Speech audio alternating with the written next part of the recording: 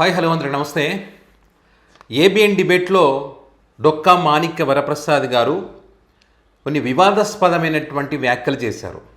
And అదేవిధంగా TDP పార్టీకి support చేసేటువంటి మాజీ ఎమ్మెల్యే గఫూర్ గారు కొన్ని అద్భుతమైనటువంటి పాయింట్స్ చెప్పారు. సో వాళ్ళిద్దరి మధ్య డిబేట్కి సంబంధించి సోషల్ మీడియా వేదికగా ఒకరిని పొగుడుతూ ఉంటే మరొకరిని ఏకిపరేస్తూ ఉన్నారు. సో వాళ్ళు మాట్లాడినటువంటి మాటలు ఏంటనే దానికి సంబంధించి మనం ఈ వీడియోలో డిస్కస్ చేద్దాం.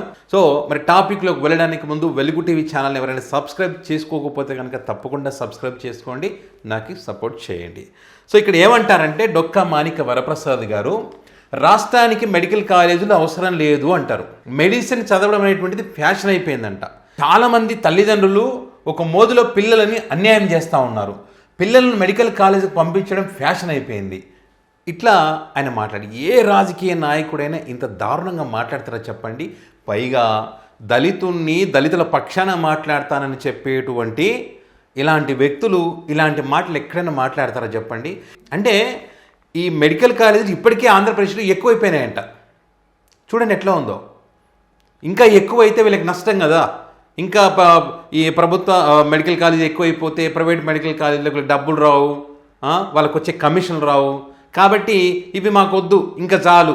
ప్రైవేట్కి ప్రభుత్వ మెడికల్ కాలేజీకి వ్యత్యాసం చిన్న పిల్లలు అడిగినా చెప్తారు కదా. ఆ ఫీజులు ఎట్లా ఉంటాయి, ఆ టార్చర్ ఎట్లా ఉంటుంది, చదువు ఎట్లా దూరం అవుతుంది ప్రభుత్వం ఆదుకోకపోతే అనేటువంటి అందరికీ తెలుసు కదా. మరి మేధావులకు తెలియదా? మరి ఏం చేద్దామంటారు? మెడికల్ కాలేజీలు వద్దు, వీధికి ఒక లిక్కర్ షాప్ పెడదాం. మనకి డాక్టర్లు వద్దు, వీధికి ఒక కల్తీ మద్యం తయారు చేసేటువంటి వాళ్ళని తయారు చేద్దాం. అట్లయితే సరిపోతుందా మనకు? మెడికల్ కాలేజీలు కానీ ఆసుపత్రులు కానీ ఏ రకంగా ఉపయోగపడతాయి? డాక్టర్ అంటే దేవుడికి మారు రూపం.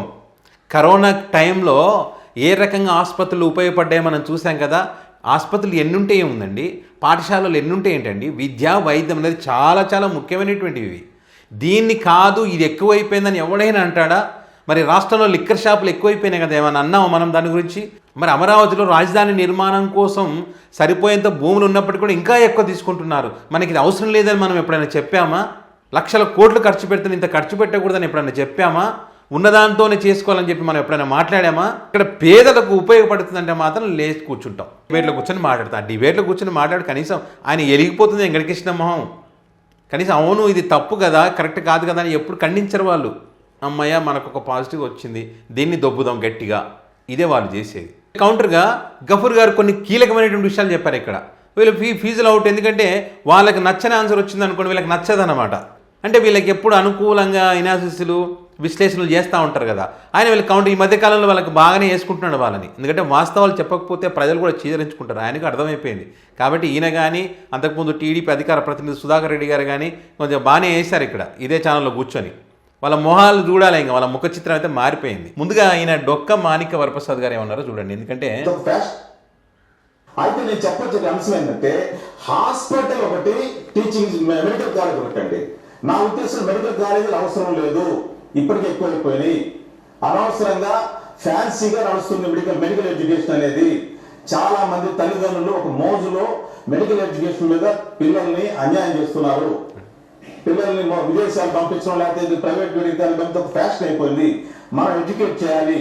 మన రాష్ట్ర ప్రజానీకానికి కావాల్సిన డాక్టర్స్ కంటే ఎక్కువ మంది డాక్టర్స్ ఉత్పత్తి చేసే విధానం ఇప్పుడు ఆల్రెడీ ఉన్న ఎగ్జిస్టింగ్ కాలేజీలోనే ఉంది. ఇంకా 3 ప్రైవేట్ కాలేజీలు రాకపోతున్నాయి. కాబట్టి కాలేజెస్ హాస్పిటల్స్ కాకుండా అయితే నేను అది డొక్కా మాణిక్య వరప్రసాద్ గారి comment. Next Gafoor sir, central government చెప్తుంది మేము 5 కాలేజీలకి అనుమతులు ఇచ్చాము. నేను ఏకపక్షంగా 17 కాలేజీలు అనౌన్స్ చేసేసి పునాదులు తవ్వి పిల్లర్లు వేసి ఇంటికి పోయి కూర్చున్నాడు. వెంకటకృష్ణ చూడు ఏం జర్నలిజం, నిజంగా చిరాకు వస్తుంది వీళ్ళని చూస్తే. ఎంత నెగ్లెక్ట్ చూడు, ప్రజలకు సంబంధించిన దాని ఎంత నెగ్లెక్ట్గా మాట్లాడుతాడు. ఈయన పునాదులు తెచ్చి ఇది చేసి ఏవో కూర్చున్నాడంట. 7 మెడికల్ కాలేజీలు కంప్లీట్ అయినాయి, సీట్లు కూడా ఇచ్చినారు, కేటాయించినారు. మిగతా మీరు కంప్లీట్ చేయలేక దాని చేతగాక ప్రైవేట్ పరం చేస్తూ ఉన్నారు. అది చేత కాదు చెప్పడం. 17 కాలేజెస్ కు సెంట్రల్ గవర్నమెంట్ కు ప్రపోజ్ చేశారండి. సార్ సెంటర్ నుంచి అబ్జెక్షన్ లేదు సార్. 17 కాలేజెస్ కు సెంట్రల్ ఇచ్చేది ఏంటంటే ముందు ప్రిన్సిపల్ పర్మిషన్ ఇచ్చిన తర్వాత కాలేజ్ తయారైతే సీట్స్ అడ్మిషన్ కోసం పర్మిషన్ ఇస్తారు. ఆ పర్మిషన్ ఆ అనుమతులు ఏంది, దాని లెక్కలేందో కూడా తెలియదు, వీళ్ళకి తెలియకుండానే మాట్లాడతారు. ఈయన క్లారిటీ ఇచ్చారు గఫూర్ గారు ఇక్కడ. కాలేజ్ కు ఎంతో ఇచ్చారు, అవును. మిగతా వాటికి బిల్డింగ్లే కానప్పుడు వాళ్ళు పర్మిషన్ ఇచ్చే ప్రశ్న లేదు కదా. ఇప్పుడు కర్ణాటకలో 73 మెడికల్ కాలేజ్ ఉన్నాయి సార్, కర్ణాటకలో 12,540 సీట్లు ఉన్నాయి. తమిళనాడులో 77 కాలేజెస్ ఉన్నాయండి. తమిళనాడు దాంట్లో సుమారుగా 12,000కి పైగా అక్కడ కూడా సీట్స్ ఉన్నాయి. అంటే మనకి ఎక్కువైపోయినాయి ఫీలింగ్ ఎందుకు సార్? కర్ణాటకతో సమానంగా ఉన్నాయి మీరు అన్నట్టు. ఏంటా మీరు అన్నట్టు కర్ణాటకతో సమానంగా ఉన్నట్టే కదా.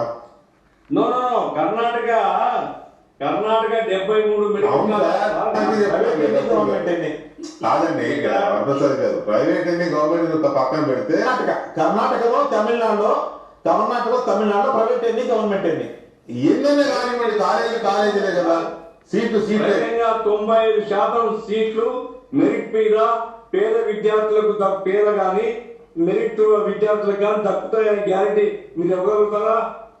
ఇప్పుడు దళితుల రిజర్వేషన్ సంబంధించి ఒకసారి ఎన్ఆర్ఐ సీట్లు అమ్ముకోవడానికి, ఎన్ఆర్ఐ లాగా బి కేటగిరీ అమ్ముకోవడానికి ఇచ్చిన తర్వాత దళితుడు పోయి 50 లక్షలు ఖర్చు పెట్టి సీట్లు కొనుక్కుంటారండి.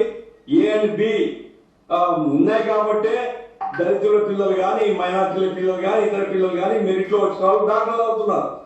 కాబట్టి నేను పిపిపి ఏదైతే 3 పీలు ఉన్నాయో ఈ 3 పీల్లో ఏ కేటగిరీ, బి కేటగిరీ మీరు ఫ్రీగా విద్యార్థులను చేర్చుకుంటాము అని చెప్పగలుగుతారా?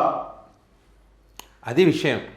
వేరు రాష్ట్రాలలో ఎన్ని మెడికల్ కాలేజీలు ఉన్నాయి, ఎన్ని సీట్లు ఇస్తున్నారు, అక్కడ ఏ రకంగా మెరిట్ ఆధారంగా ఇస్తున్నారు అనే విషయాలు చాలా క్లియర్గా చెప్పడం జరిగింది. సో వేరే రాష్ట్రాలతో కంపేర్ చేసినప్పుడు ఆంధ్రప్రదేశ్లో చాలా తక్కువ ఉన్నాయి, ఇప్పటికే ఎక్కువైపోయినాయని చెప్పి ఏ రకంగా అంటారు? ఇప్పుడు 3 పీలు పెట్టారు కదా మీరు, ఆ దాంట్లో మీరు దళితులకు కానీ పేదవాళ్ళకి కానీ మరి ఎన్ని సీట్లు ఇవ్వగలుగుతారు? వాళ్ళ పేదలకు విద్యను ఎంతవరకు దగ్గర చేయగలుగుతారో మీరు, దానికి ఏమైనా హామీ ఇవ్వగలరా అని చెప్పి గఫూర్ గారు వేసినటువంటి ప్రశ్న. మీరు ఎన్నైనా చెప్పండి, వీళ్ళు పీపీపీ మోడల్ మీకు తెలుసా అంటే ఏంది మీకు తెలిసింది చెప్పండి, అంతవరకే చెప్తారు. పీపీపీ మోడల్ ప్రభుత్వ పరిధిలో ఉంటే, పీపీపీ మోడల్ పరిధిలో ఉంటే ఏం జరుగుతుంది, ఎంత నష్టం, ఎంత లాభం అని మీరు ఏమైనా క్లారిటీ ఇవ్వండి. దీంట్లో ఈ ప్రభుత్వ ఆధీనంలో ఉంటే ఇంత ఫీజు ఉంటుంది, దీంట్లో ఉంటే ఇంత ఫీజు ఉంటుంది, ఈ ఆసుపత్రికి పోతే ఇంత ఫీజు ఉంటుంది, దీంట్లో ప్రైవేట్లో పీపీపీలో ఇంత ఉంటుంది, అట్లైనా చెప్పిరా? చెప్పరు. ఎందుకంటే అది చెప్తే బయటపడతారు కాబట్టి. కాలేజీలు వద్దు, డాక్టర్లు వద్దు, ఏమొద్దు, మనకి మద్యం వీధికి ఒక లిక్కర్ షాప్ ఉండాలి, కల్తీ మద్యం తయారు చేసే వాళ్ళు ఉంటే చాలు మనకు. ఇది వాళ్ళ యొక్క ఉద్దేశం. ప్రజల నుంచి వ్యతిరేకత వచ్చి ఇంకేమైనా వచ్చింది అనుకోలేదు, మాకు సంబంధం లేదండి. నేను డొక్క మాణిక్య వరప్రసాద్ వైసీపీ నుంచి వచ్చినాడు, ఈయన జగన్ కోవట్టు, జగనే మాట్లాడిచి మా పార్టీని బదనాం చేయడానికి ఒక ప్రయత్నం జరుగుతూ ఉంది అని చెప్పినా చెప్తారు వీళ్ళు. ఇప్పుడు లిక్కర్ కేసులు దొరికితే చెప్తలేరా? వైఎస్ జగన్మోహన్ వాళ్ళు చెప్తేనే, పెద్దిరెడ్డి ఫ్యామిలీ చెప్తేనే ఇదంతా చేశారని చెప్పట్లేదా? ఇది కూడా అట్లే చెప్పినా చెప్తారు. సో మరి ఈ అంశానికి సంబంధించి మీ అమూల్యమైనటువంటి అభిప్రాయాన్ని కామెంట్ రూపంలో పెట్టండి. అదేవిధంగా వెలుగు టీవీ ఛానల్ ఎవరైనా సబ్స్క్రైబ్ చేసుకోకపోతే కనుక తప్పకుండా సబ్స్క్రైబ్ చేసుకోండి, నాకు సపోర్ట్ చేయండి. Thank you.